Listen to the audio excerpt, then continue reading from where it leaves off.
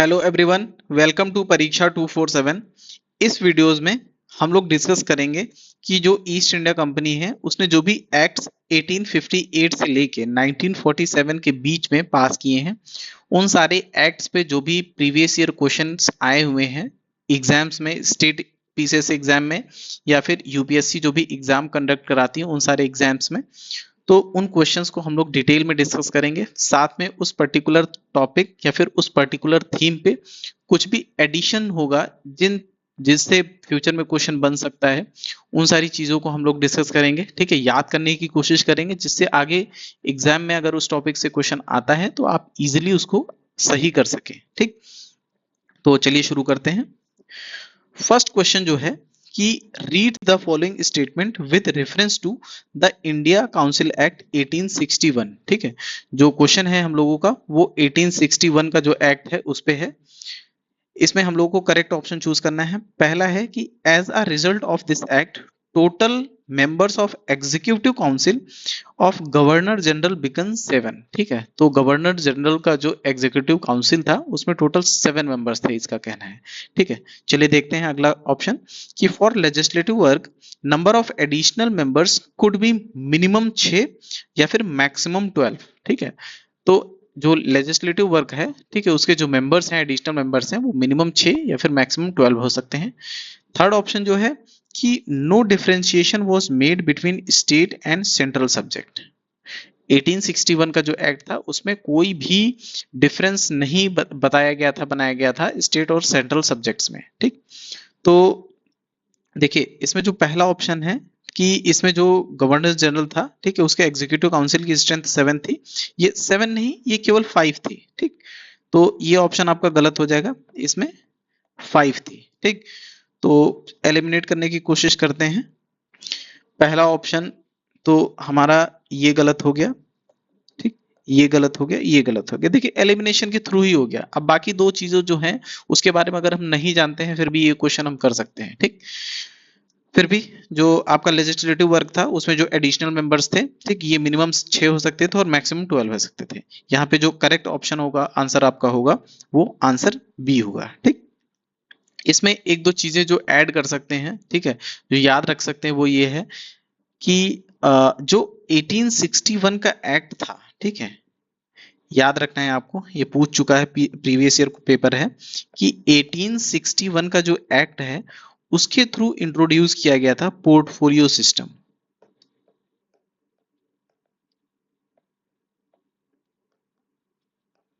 Portfolio system क्या होता है? एक हिसाब से ये मिनिस्टर वाला जो कॉन्सेप्ट होता है ना, कि रेलवे मिनिस्टर जो है वो रेलवे मिनिस्टर ही देखेगा, होम मिनिस्टर जो है होम मिनिस्टर के अंदर जो भी चीजें आती हैं उस चीज को देखेगा, फाइनेंस मिनिस्टर फाइनेंस वाली जो भी चीजें हैं देखेगा, एग्रीकल्चर मिनिस्टर जो है वो एग्रीकल्चर रिलेटेड जो भी चीजें आती हैं उसके अंडर आएंगी। ठीक है, रूरल डेवलपमेंट मिनिस्टर जो है वो रूरल से रिलेटेड जो भी डेवलपमेंट की चीजें होंगी उससे रिलेटेड उस चीज को हेड करेगा। तो ये एक हिसाब से जो मिनिस्टर है उसके पास वो पर्टिकुलर पोर्टफोलियो होता है। ठीक, तो जो ये पोर्टफोलियो वाला सिस्टम है ये 1861 का एक्ट है, इसके थ्रू आया था। ये चीज आपको याद रखना है, ये क्वेश्चन में पूछा जा सकता है आने वाले एग्जाम्स में। ठीक, चलिए नेक्स्ट क्वेश्चन डिस्कस करते हैं। अगला क्वेश्चन है कि under which of the following act legislative council of India received the power to discuss the budget. ठीक, जो हमारी इंडियन लेजिस्लेचर थी उसको जो बजट था उसको डिस्कस करने की पावर किस एक्ट के थ्रू मिली? ठीक, पहला ऑप्शन है 1861, 1892, 1909 या फिर 1919। ठीक, तो ये जो आपका यहाँ पे करेक्ट आंसर होगा वो 1892 एक्ट होगा। ठीक, हाँ, आपका 1892 जो है एक्ट है, यही आपका करेक्ट आंसर होगा। ठीक है, इसमें दो तीन चीजें और है कि यहाँ पे केवल डिस्कशन अलाउड था, यहाँ पे वोटिंग अलाउड नहीं थी। ठीक, तो they allowed only for discussion. ठीक है, members can only discuss upon the budget but they were not allowed to give vote. ये चीज आपको याद रखना है कि उनको वोटिंग पावर नहीं दी गई थी, केवल डिस्कशन पावर दिया गया था। सेकेंड थिंग आपको याद रखना है कि अगर उनको कोई भी क्वेश्चन पूछना है, if they want ask any question they will have to give 6 days prior notice. ठीक, तो उनको 6 दिन पहले उस क्वेश्चन के बारे में गवर्नमेंट को बताना पड़ेगा। ठीक है, कि ये पर्टिकुलर क्वेश्चन जो है वो पूछना चाहते हैं इस पर्टिकुलर मिनिस्टर से, तो तभी उस चीज को उन लोगों को अलाउ किया जाएगा क्वेश्चन पूछने के लिए। ठीक, तो आप डिस्कशन कर सकते हैं, वोट नहीं दे सकते हैं, साथ में अगर कोई क्वेश्चन पूछते हैं, ठीक है, तो उसके लिए आपको 6 दिन की नोटिस देना पड़ेगा, प्रायर नोटिस देना पड़ेगा पहले से। ठीक, और ये मैंडेटरी है, विदाउट नोटिस दिए आप क्वेश्चन नहीं पूछ सकते हैं। ठीक है, तो इस चीज को आपको याद रखना है। एक और चीज याद रखना है कि जब भी आप ये क्वेश्चन पूछेंगे और मिनिस्टर उधर से इस क्वेश्चन का आपका रिप्लाई कर रहा होगा, ठीक है, तो आप सप्लीमेंट्री क्वेश्चन आप नहीं पूछ सकते हैं। ठीक, तो supplementary questions were not allowed.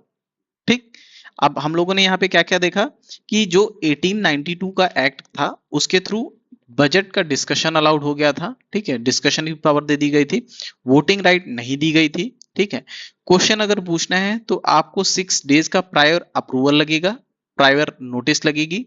ठीक है, साथ में आप सप्लीमेंट्री क्वेश्चंस नहीं पूछ सकते हैं। ठीक, supplementary questions were not allowed. ठीक है, चलिए अगला क्वेश्चन देखते हैं।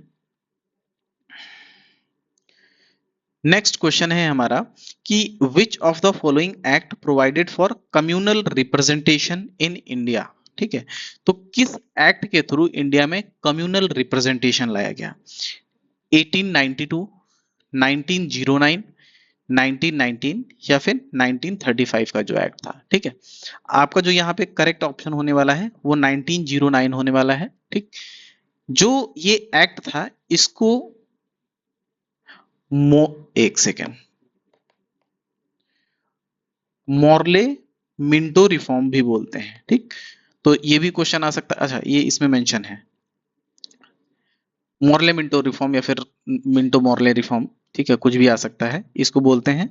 और जो ये मिंटो थे, जो ये मिंटो थे, इनको इंडिया का फादर ऑफ कम्युनलिज्म भी बोलते हैं। ठीक है, फादर ऑफ कम्युनलिज्म। ठीक है, फादर ऑफ कम्युनलिज्म क्यों बोलते हैं? क्योंकि ये जो 1909 का एक्ट था, इसके थ्रू मुस्लिम्स मुस्लिम्स को सेपरेट इलेक्टोरेट का दर्जा दे दिया गया था। देखिए, अब आपको याद रखना है पहली बात कि ये जो सेपरेट इलेक्टोरेट होता है, ये होता क्या है? सेपरेट इलेक्टोरेट का मतलब है कि जो कैंडिडेट खड़ा होगा उस पर्टिकुलर एरिया में वो मुस्लिम होगा, उस मुस्लिम को केवल मुस्लिम ही वोट करेंगे। ठीक है, वहां की जो बाकी की पॉपुलेशन है, बाकी की जो अदर कास्ट की या फिर अदर रिलीजन की जो भी जनता है, जो भी पॉपुलेशन है, वो उसको वोट नहीं करेगी। ठीक है, इससे होगा क्या? डिवाइड होगा, लोगों में एक हिसाब से डिवीजन होगा। ठीक, यूनिटी ब्रेक होगी। इस वजह से जो फादर ऑफ कम्युनलिज्म है इंडिया में, वो कौन है? मिंटो। याद रखना है आपको, डायरेक्ट क्वेश्चन आता है कि father of communalism in India, आपको मिंटो के साथ जाना है। ठीक है, करेक्ट ऑप्शन आपका मिंटो रहेगा। साथ में जो जो ये कम्युनलिज्म है, टोटल ये 3 स्टेजेस में आया था, 1909, 1919 के एक्ट के थ्रू और 1935 एक्ट के थ्रू। आपको याद रखना है जो 1909 है, इसमें हम लोगों ने अभी देखा कि मुस्लिम्स को सेपरेट इलेक्टोरेट मिला था। ऐसे ही जो 1919 का एक्ट है, उसमें सिख को, यूरोपियंस को, इंडियन क्रिश्चियंस को, ठीक है, और एंग्लो इंडियन को, इन 4 लोगों को सेपरेट इलेक्टोरेट मिला था। ठीक, किसको किसको? सिख, यूरोपियन, इंडियन क्रिश्चियन और एंग्लो इंडियन। साथ में जो 1935 का एक्ट था, इसमें भी 3 लोगों को दिया गया था। ठीक है, एक लोग को, 4 लोगों को और फिर 3 लोगों को। 3 लोगों को किसको किसको? डिप्रेस्ड क्लास को। पहला है डिप्रेस्ड क्लास। ठीक है, आज की डेट में इनको हम एससी बोलते हैं। साथ में विमेंस, ठीक है, उसके अलावा लेबरर्स। ठीक है, लेबर मतलब वर्कर। एक बार समराइज करके देख लेते हैं कि जो मिंटो मॉर्ले मिंटो रिफॉर्म्स था, ठीक है, 1909 का, इससे मुस्लिम्स को सेपरेट इलेक्टोरेट मिला था। ठीक, जो मिंटो हैं, ठीक है, इनको father of communalism in India बोलते हैं। 1909 के थ्रू केवल मुस्लिम्स को सेपरेट इलेक्टोरेट मिला था।